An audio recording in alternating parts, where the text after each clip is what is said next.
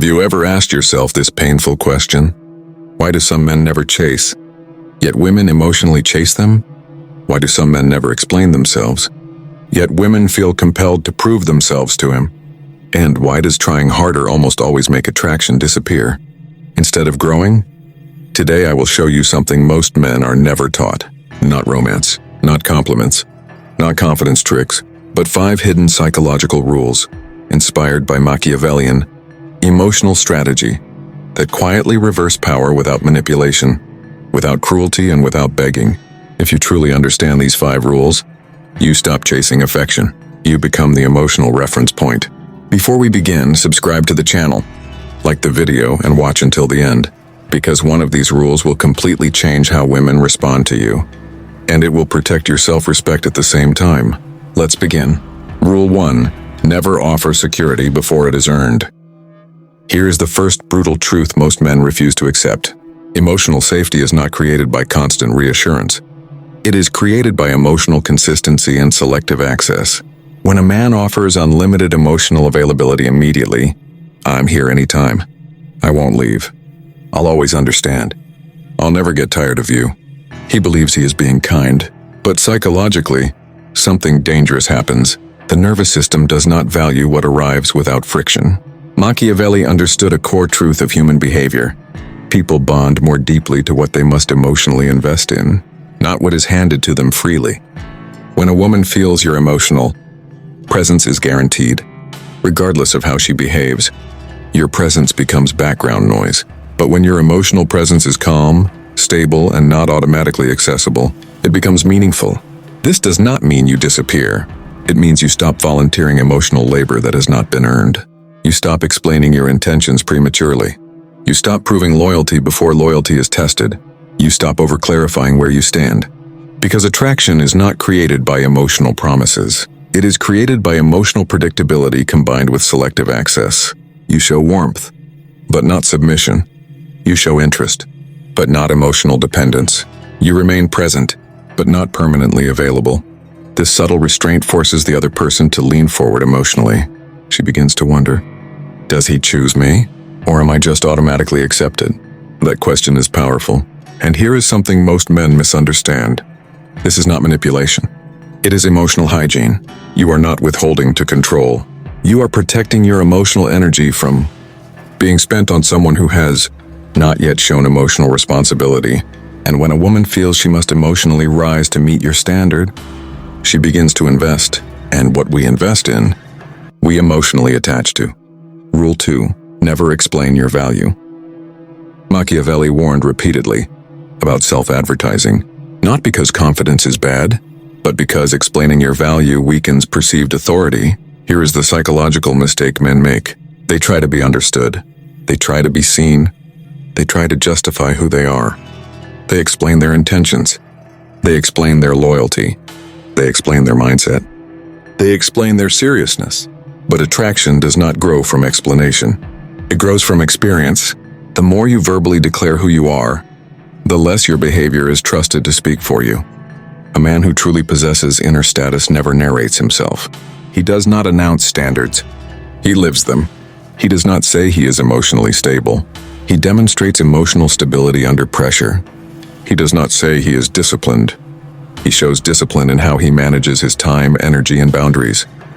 He does not say he is loyal. He behaves loyally when loyalty costs him something. Here is the uncomfortable truth. When you explain your value, you subtly ask for validation. And the moment you ask, you shift the emotional hierarchy. Women are extremely sensitive to emotional positioning. They feel when a man needs to be approved. They feel when a man needs to be believed. They feel when a man needs to be chosen. Machiavellian power is not cruelty. It is self-containment. When you stop advertising yourself, curiosity replaces judgment. And curiosity is the door to emotional investment. Rule 3. Never chase clarity during emotional distance. This rule alone will save you years of emotional damage. When emotional distance appears, most men panic. They send longer messages. They explain more. They ask what went wrong. They attempt to fix invisible problems. But here's what Machiavelli would recognize instantly. Chasing clarity during emotional withdrawal teaches the other person that distance controls you. And once distance becomes a control lever, it will be used again. Not consciously, but instinctively. Here is the psychological reality. When someone pulls back emotionally, there are only two possible healthy responses. You observe, and you regulate yourself. You do not interrogate emotional silence. You do not chase emotional temperature. You do not attempt to stabilize something that is not yours to stabilize. Because emotional regulation is individual responsibility, a woman must learn that your emotional center is not adjustable by her uncertainty. You remain calm. You remain polite. You remain emotionally stable. But you do not lean forward when uncertainty appears. This creates something very powerful. Emotional contrast. When you do not emotionally chase distance, she must confront her own emotional state without using you as regulation. This often triggers reflection. Why didn't he react? Why didn't he panic? Why didn't he try to pull me back? And here is the hidden part most men never see. The person who remains emotionally centered during uncertainty becomes psychologically grounding. Grounding creates safety. Safety creates attachment. Rule 4. Never become the emotional service provider. This rule is especially dangerous for kind men, and you are probably one of them. You listen, you support, you reassure, you analyze, you regulate, you calm, you rescue emotional chaos. But Machiavelli would warn you of something brutally simple. When you become emotionally useful, you slowly stop being emotionally desired. Here is why. Your nervous system becomes a tool for someone else's emotional regulation. Your presence becomes a coping mechanism, not a romantic anchor. You are there to absorb stress. You are there to soothe anxiety. You are there to provide stability, but you are no longer emotionally mirrored. You are emotionally consumed. This creates an unbalanced emotional economy, and unbalanced emotional economies never sustain attraction. Attraction requires mutual emotional risk, not one-sided emotional labor. A man who becomes the emotional container for a woman's unresolved inner world eventually loses polarity, because polarity requires emotional independence, not emotional absorption. This does not mean you stop being supportive. It means you stop over-functioning emotionally. You stop solving emotions that are not yours to solve. You stop carrying emotional weight that is not yours to carry. You stop being the permanent therapist. And when you step out of the emotional service role, something interesting happens. Your presence becomes chosen, not relied upon. Rule 5. Never make her the center of your inner life. This is the final rule, and it is the most misunderstood one, because when men hear, "Don't make her the center of your inner life," they immediately think it means becoming cold, distant, unavailable, or emotionally closed. That is not what this rule means. This rule is not about removing love. It is about removing emotional dependence. Machiavelli observed something that is still painfully true today. Power comes from self-governance, not from controlling other people. A man who governs himself does not need to govern a woman, and this is exactly what creates emotional gravity. When a man quietly organizes his life around his values, his work, his discipline, his growth, his physical health, his creative projects, his spiritual direction, and his personal standards, he sends a powerful nonverbal message without ever saying it. My life is already full. You are an addition, not a rescue. And that single signal changes everything. Because emotionally vacant men behave in a very specific way. They do not always look desperate. They look available in the wrong way. They reply instantly every time. They rearrange their schedule immediately. They cancel their priorities without resistance. They emotionally track her mood throughout the day. They wait for her emotional temperature before deciding how they feel. Their inner life becomes reactive. And even when a man is kind, loving, and respectful, if his emotional center starts revolving around one person, his nervous system begins to leak need. Women may not consciously notice this, but they always feel it. They feel when you are emotionally centered inside yourself. They feel when your mood is internally regulated instead of externally regulated. They feel when your happiness is created by your own structure, not by how much attention you receive. They feel when your self-worth is stable even when affection fluctuates. They feel when your identity does not shrink into the relationship. And this is the part most men do not understand. Women are not attracted to men who make them their emotional home. They are attracted to men who already have an emotional home and invite someone into it. There is a massive psychological difference. One creates pressure, The other creates safety. When a woman becomes the center of your inner life, something subtle but dangerous happens. You begin to monitor her reactions more than your own alignment. You begin to adjust your truth to avoid emotional disruption. You begin to soften your boundaries so the emotional connection does not feel threatened. You begin to tolerate emotional confusion longer than you should. You begin to trade self-respect for emotional continuity. And slowly, your emotional authority over your own life weakens. Not because she wants control, but because your nervous system unconsciously assigns her emotional leadership. This is not romantic. This is destabilizing. And deep down, women do not want emotional leadership over a grown man. They want emotional partnership with a grown man. Here is the part very few men are willing to face. If your emotional stability depends on one person, you are not sharing love. You are outsourcing regulation. You are giving another person unconscious responsibility over your internal state. And that creates pressure, not desire. This is why emotionally self-anchored men feel so different to be around. They are present but not attached to outcome. They care but do not cling. They invest but do not abandon themselves. They love but do not disappear inside love. Their emotional system remains under their own command. Machiavelli would describe this as self-sovereignty. You do not need to dominate anyone when you dominate your impulses. You do not need to control emotional outcomes when you can regulate emotional uncertainty. You do not need to secure attachment through reassurance when your presence itself feels stable. Now understand this carefully. Not making her the center of your inner life does not mean you become emotionally distant. You withhold affection. You stop expressing care. You create artificial mystery. You pretend not to care. That is not self-anchoring. That is emotional performance, and performance eventually collapses. This rule means something far more demanding. It means you build a life that emotionally feeds you, even if nobody texts you that day.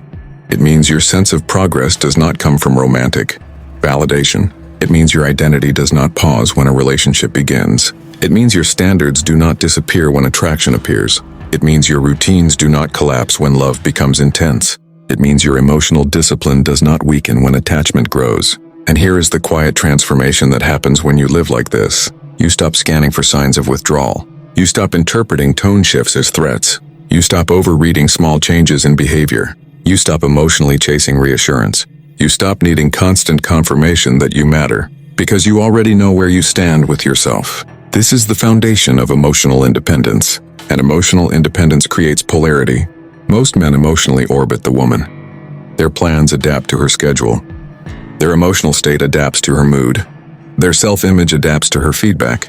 Their confidence adapts to her attention. The rare man remains in his own orbit. He has direction before attraction. He has structure before romance. He has discipline before desire. He has emotional order before emotional intensity. And when a woman enters that orbit, she does not become the sun. She becomes a companion in the system. This is why the paradox happens. The moment a woman stops being the center of your emotional world, she often becomes more interested in being part of it, not because she wants to chase, but because the emotional pressure disappears. She is no longer responsible for keeping you emotionally balanced. She is no longer subconsciously regulating your confidence. She is no longer stabilizing your self-worth. And this is incredibly freeing.